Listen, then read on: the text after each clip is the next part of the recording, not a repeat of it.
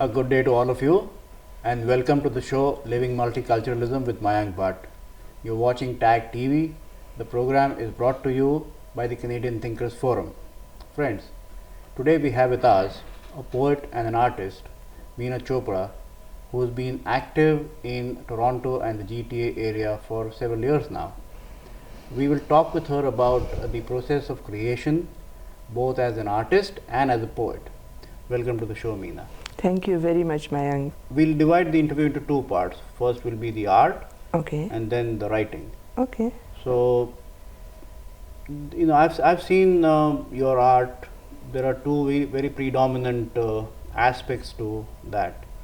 There is abstraction, where you've done some very serious work, and recently you've also done figurative, Okay. which Yes. has also been very well received. As an artist, what appeals to you and why? You mean abstraction, and it depends on my mood. These days, some days back, I was very much on figurative work, and I wouldn't say that it was completely figurative because it has got abstraction also. And yes, I enjoy whatever is there that at that point of time coming on the canvas. Do you have a preconceived idea of what you want to do when you start a project, or does the project take shape as it proceeds or as it progresses? See, preconceived idea, that's very interesting. I would say that not at a gross level, in the sense that preconceived idea must be there in behind your mind, that is subconscious, not necessarily, and you also do not know about it most of the times, but when that white canvas is in front of you, something starts coming out, and then it takes shape, and then then you realize that something which is relevant to you or relevant to the outside world, both, is coming out on the canvas. So the idea is also there in a layer of mind which you yourself are not conscious of. And does the idea concretize as you proceed, or is it always evolving? And there are some painters who will say that the painting is never complete. Most And of there are the- some, and you there are don't know. some who will say, You don't know. okay, this is it, I cannot do anything more with it. It's very hard decision, where to stop in a painting, whether it's complete or not, and that's is where your learning process is also there.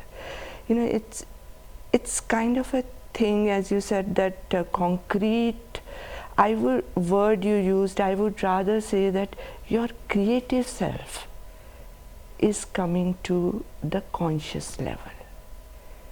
Something which was always there within you you are becoming conscious with it when you are doing something on your canvas, and a relationship is building up. It becomes a via media.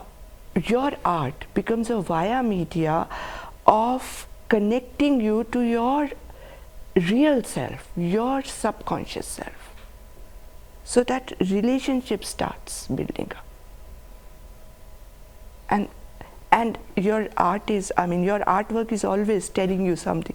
A constant dialogue goes on with it. Even with my oldest paintings, I still see them, and I still learn something for myself from those paintings. The question that obviously comes to my mind with that sort of an answer is creativity as a process may be very, very individualistic, but essentially creativity as an expression needs an audience. So you are creating art, you are writing a poem for an audience. So how does that factor into what you're creating?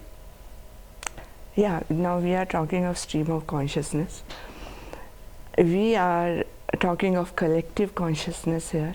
See, firstly that you yourself, you are an audience to your art.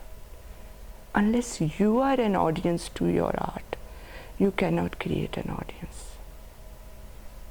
So as I said, you know, a relationship is, you build up a relationship, a constant dialogue you have with your art. And it comes from some substratum of your mind which is there, which is there with everybody. Every human being is connected at that level. So if your work is honest, if you are passionate about your work, if you are getting engaged with your work completely, passionately, it's natural that people will get connected with that work. It's very, very natural. In the same way that you want them to connect to it, or in their own individual ways? Well, they will get connected in their own individual ways. Some may be able to interpret it in some other way. But there is a common factor somewhere. If humanity is connected, then art is also connected with the humanity. So therefore your commitment is to yourself, or your commitment is to your audience? If I am not committed to myself, I cannot be committed to my audience. That's a very good answer. I want to then take the conversation slightly in a direction where we continue to involve the society. Now, you know, there has been a debate that is as old as art, which is that what is the purpose of art? Is it meant to serve a cause? Is it art for art's sake? Or is it art for the sake of transforming the society? From the little that we've had time to discuss, I am quite convinced that you believe that art should be for art's sake. But I want to take you back to your series of figuratives that you had done about a couple of years ago. And to me it appealed because it was in the context of what had happened in New Delhi with the Nirbhaya case. And it immediately struck me as something that was so compelling and so powerful, because I could relate to something that had happened in our society, or in India's society at that time. How do you describe that journey? Okay, first you said that art is to transform the society. There is a debate. Now, one thing is very clear to all of us: unless we transform ourselves, we cannot transform the society. First, the journey starts with your own self, and then only it can go outside. Okay. So secondly, you talked about those particular works which even now I am doing. You know, I have tried again abstraction, and again I have come back to that very recently. You related it in a certain aspect, and those artworks I started doing around that time. Maybe subconsciously I was affected by that, because because of any artist, you yourself, you are a very accomplished writer, so you know it, that you get affected with something and automatically that starts coming out in your writing, artwork or something. But you have, something has to touch you. So maybe it touched me somewhere, and it's not that I was not doing that kind of work earlier. I have done that sort of work earlier also. So that kind of work came out.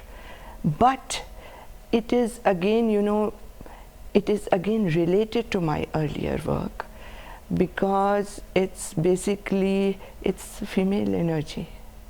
Predominantly. What struck me, and sorry to interrupt, what struck me with that series was the raw energy that came out from the works. You know, which is very visually compelling. Even for somebody who is not a follower of serious art, it was immediately appealing. You know, because of what you were doing with your work.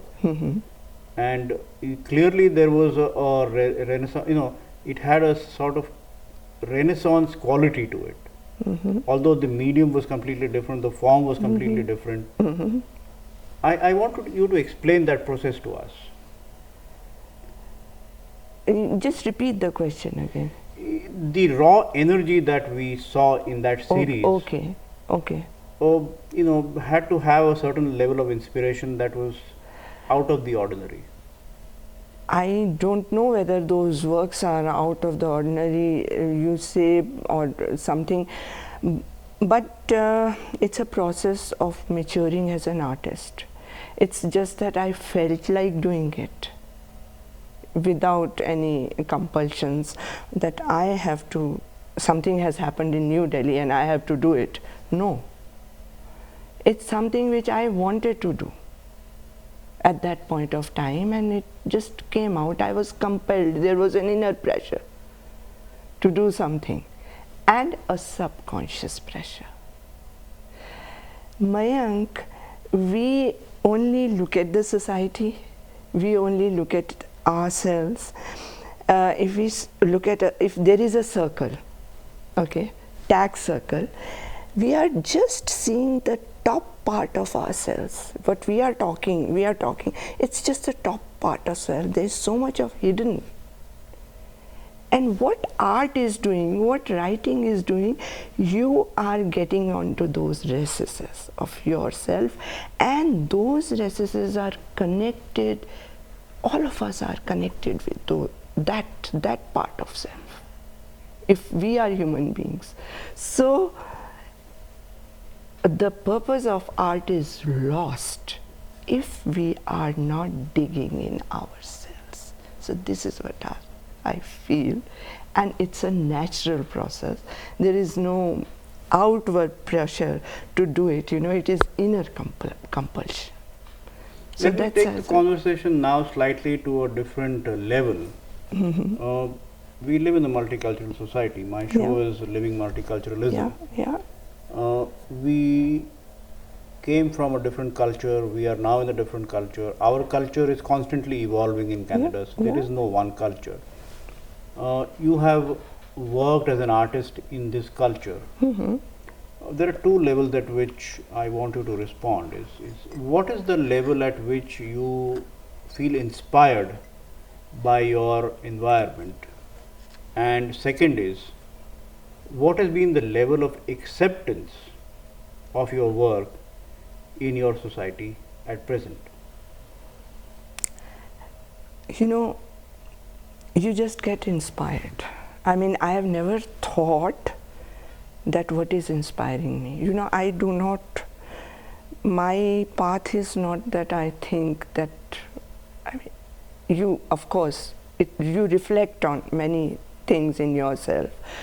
But, well, Canada inspires me because it is beautiful. The nature around, the sea, the different weathers, extreme weathers. I love that extreme hot, extreme cold. Then so many people, I'm so excited about meeting different communities.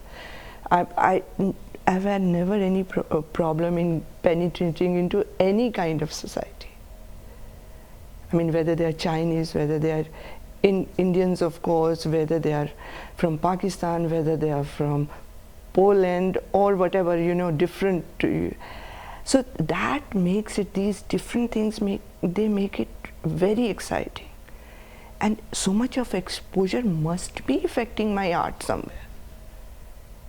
I mean, anything, it's like, you're seeing outside and something goes inside you. And simple way to say, some churning goes inside and it comes out. So, I mean, everything around is affecting you without you knowing it. I understand, and therefore the question is also connected to my first part, which is you accepted Canada. You have become an integral part of Canada. You are working as an artist in Canada. Has Canada responded with equal vigor? Yes. As much as I have shown my work, it's definitely, and Canada is very open. Canada, there are opportunities, and opportunities are constantly being created, and in a very honest way. So definitely. We talk about multiculturalism, and one thing that always strikes me is that we are all islands, South Asians operating as a community, probably Middle East, people from Middle East operating as one, and there isn't any constant interaction between these different cultures. So when we are talking about multiculturalism, and especially as an artist, what influences are you talking about? Okay, yeah, I'll come to that later on, but first thing, when myself and my Bhupinder, we arrived in Canada, and with some other people who came here, and that was around 2004, 3 or 4, this thing, we were like, you are from Bombay, I come from Delhi, where society is very mature. You don't even think of another person, whether what caste, creed he belongs to. You just meet the person, you click, you don't click, you don't click. So it's that sort of society.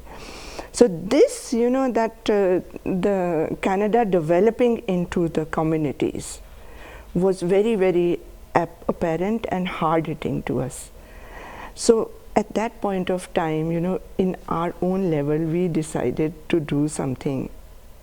And me and some other artists also, we got together. We established an organization called Cross Currents, Indo-Canadian International Arts. Indo-Canadian because of some other reason. But the motto of that organization has been to bring artists of different cultures on a common platform through arts. Because art is where you always build up a dialogue with anybody. I mean, you don't even, if two artists meet, one is from South Pole, one is from North Pole, they will click. So art has that ability to bringing people together. Because again, as I said, that you are not thinking of society there. You are coming together of that deeper, in that deeper self you are together. Something clicks there, not the outer side of the. I understand what you're saying, and I want to now take the conversation to your writing. You have published a collection of poems called Ignited Lines. Yeah. It was very well received. You also wrote those poems simultaneously in English and in Hindi, and then got them translated or transliterated into Urdu. Yeah, I wrote them in Ignited Lines is totally English. I never wrote those poems in Hindi. Okay. Later on I'm still making an effort. Okay. And it's, if I try to translate it, then I start with that idea, but it goes somewhere else, So I feel that the question that I have for you is, as an artist, you're a very, very private individual. You want to merely relate to your art. You don't necessarily care about what the world thinks about your art. If it takes the message in the right way, good. If it doesn't, then it's not your problem. Is poetry the same thing for you? Yeah. Why? Why?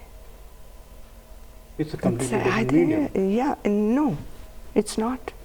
It's not, because if poetry, what is most predominant in poetry, Mayank, it's not the words, it's the imagery, it's the visual. And my poetry comes from I'm a visual person, and it comes from images. So the image is first and then the word comes. It is subjective. I mean, I am being critical about my own poetry, that it is mostly subjective. So, This is fascinating. This is so really it's a not, fascinating it's not, aspect of it. never art, I mean, it's not words. If I'm writing, I'm not writing words, I am digging into myself, and poetry is not prose also, it's art.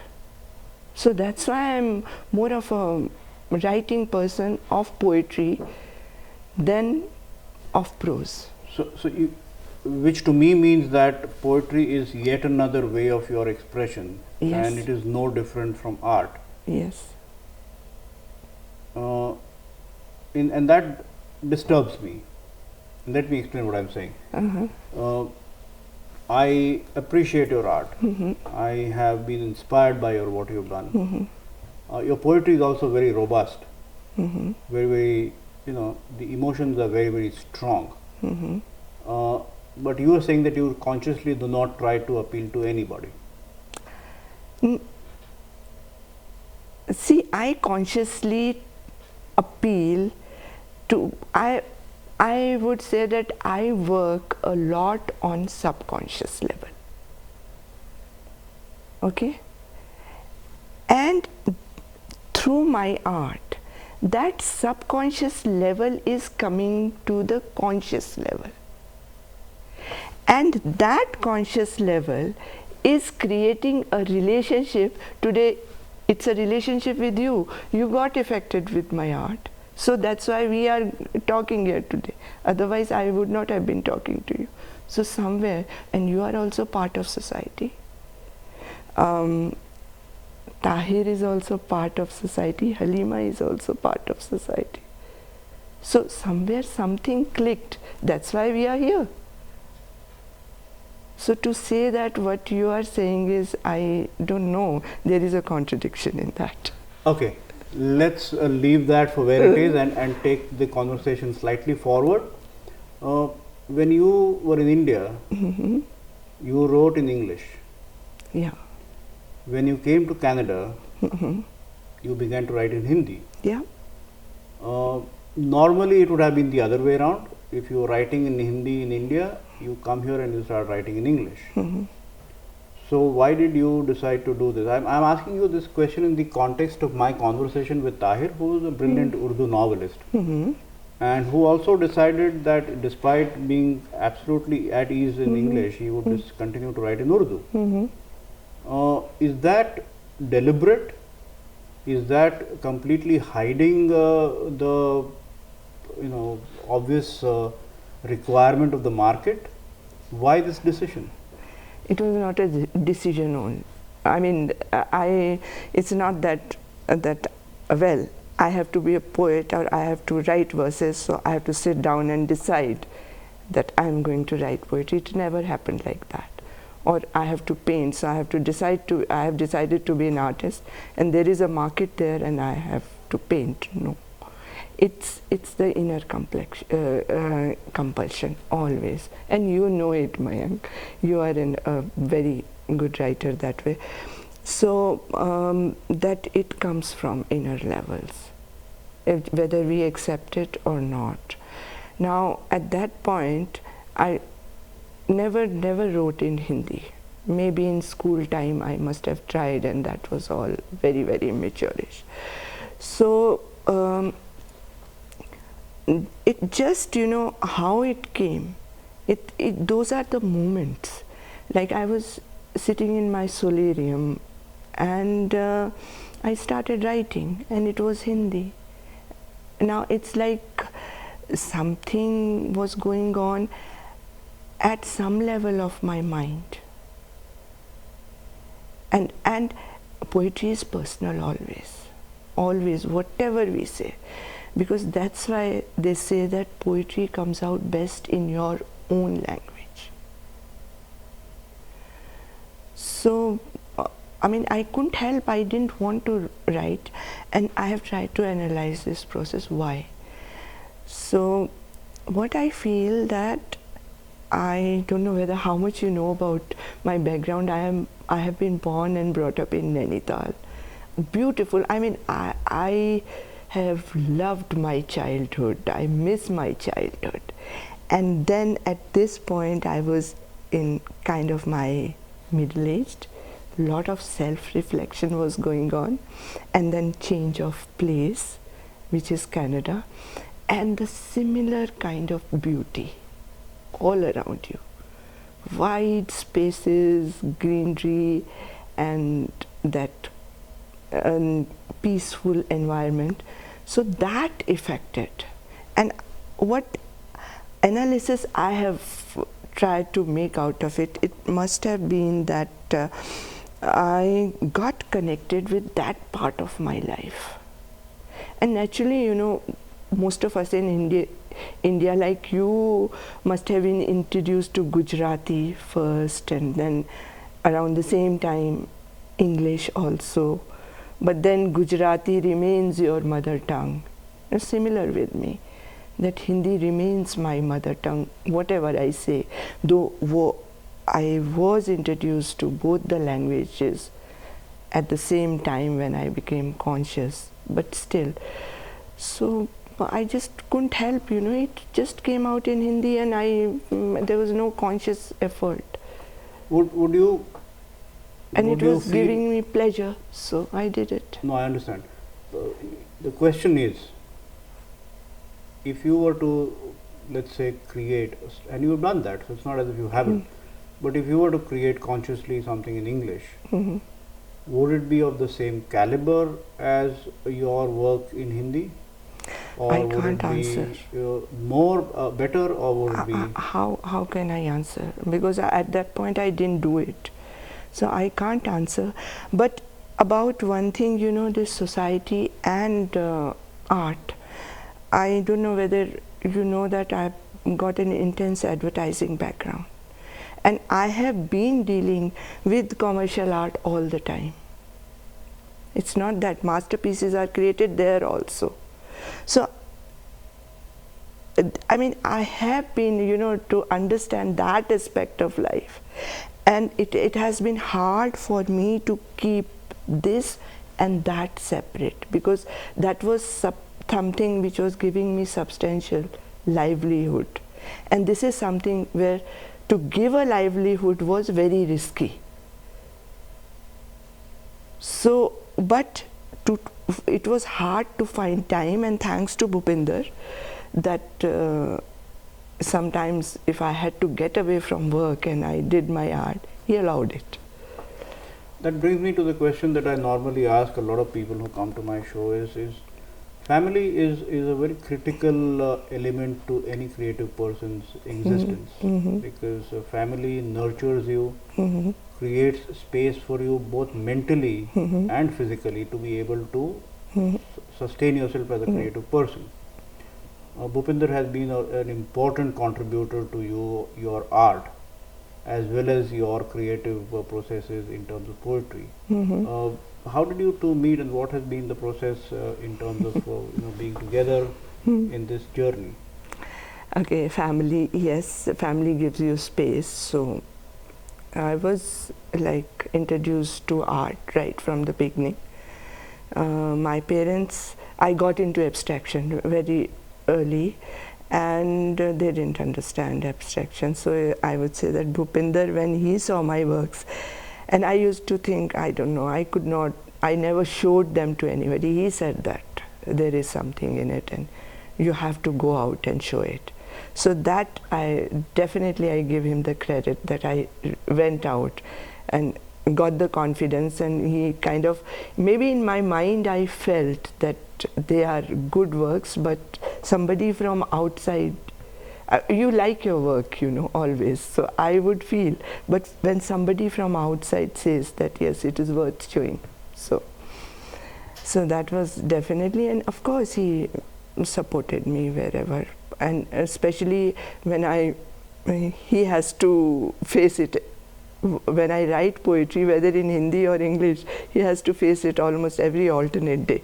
So sometimes he grudges it, sometimes he gives me tips also. You have reached a certain level as an artist and as a poet.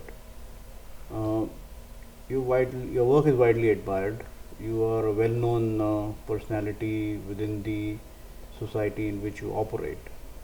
What is it that you haven't achieved as a creative person? I have not achieved the ultimate. I have to still work on What is the some ultimate? levels. I mean, that painting that would satisfy me forever, or that poem that would satisfy me forever, I don't know. I have ever achieved. Do you, do you have even a vaguest of ideas of what that could be? No, no. I think that's the longing that every creative person, not only creative, I mean, I feel that everybody is creative. So that longing in us always remains, to touch that. Meena, one of the questions that I wanted to always ask you is what inspired you to make that painting, that abstract painting which you had exhibited when you launched your Ignited Lines? It's an absolutely amazing painting, the one that really inspires me, and I'm sure it inspires a lot of people. That is one. The other one is recently the one that you've done on acrylic. I want you to talk about those two paintings. Okay. Are you talking about that fireball? Yes, I am. Yeah? Yes. Okay, that happens to be my first serious abstraction, where my journey into abstract art started, and it was just again blank canvas, and I wanted to do something with reds, reds, yellows, and black. So that kind of a fireball came out. What is striking about the painting is the energy that it gives out. It is, it is surrounded by a black frame, and then suddenly there is so much energy from the center. Yeah. What was the motivation for that painting? I'm still trying to find out. I mean, I have that painting with me. I could never get rid of that, but it's still a dialogue with that painting goes on.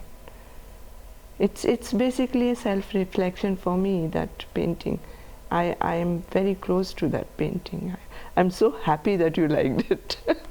Meena, the other painting that I really liked in recent times is the one that you have put up recently on social media, where you have begun to use acrylic, and there is a predominance of bright blue color, which is at once very shocking, because one doesn't associate that kind of color with anything that you created in the past, and also it's not a color that is very seriously considered as an artist's, if you're a serious artist, you don't use those kind of colors. Well, it's a radically different painting. It's a radical departure from what you've done.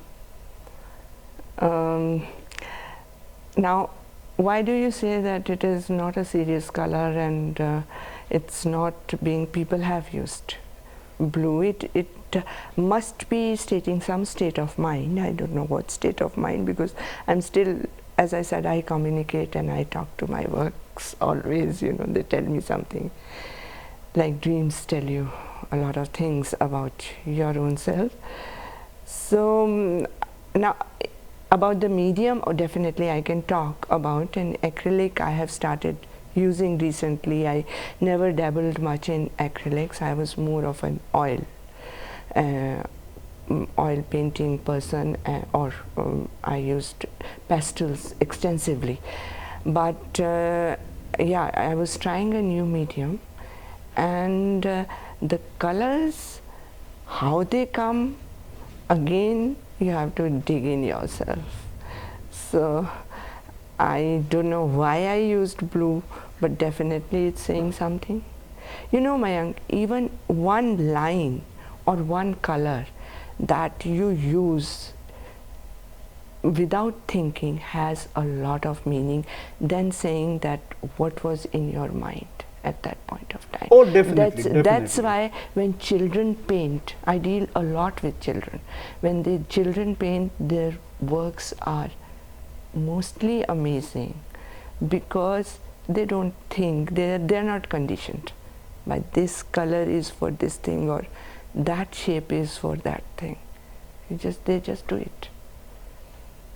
I want to now request you to read a poem from your collection, Ignited Lines. Oh, thank you very much. And it's Please. always a pleasure to read something. So this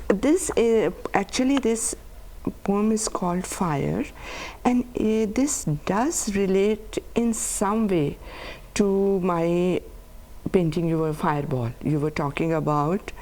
In fact, there is a relationship of my poems with my paintings somewhere. Somewhere they complement each other. So this is Fire. Dreams tumble from unknown heights into a dark pit devoured by the hunger of light.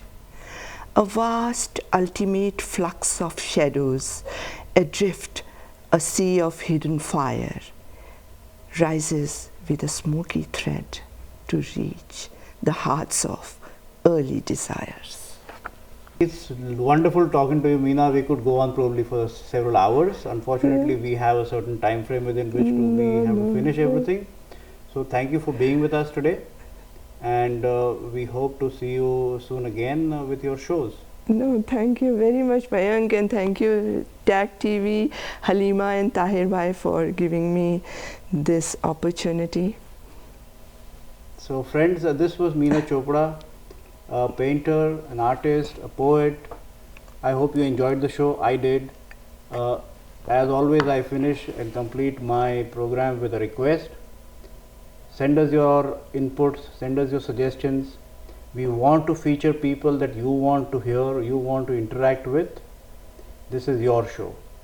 This is Living Multiculturalism with Mayank Bhatt on TAG TV. The program is brought to you by the Canadian Thinkers Forum. Thank you. #1 multicultural channel. This is TAG TV.